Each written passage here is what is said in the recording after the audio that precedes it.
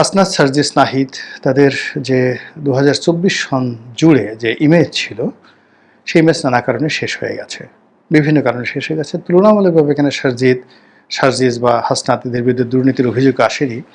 কিন্তু নাহিদ নিজে দুর্নীতি না করলেও তার পিএস, এপিএস, তার বাবা ভীষণ রকম এদের বিরুদ্ধে বদনাম আছে।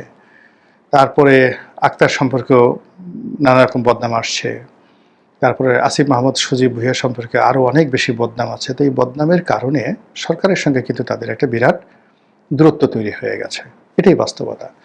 তো সেই দূরত্বের কারণে এখন তারা না রাজপথে, না তারা যমুনাতে, না তারা সচিবালয়, না তারা ঢাকা বিশ্ববিদ্যালয়ের রাজু ভাস্কর্যের সামনে, না তারা ডাকসুতে, না তারা কোনো হলের রাজনীতিতে, কোথাও তারা নিরাপদ নন।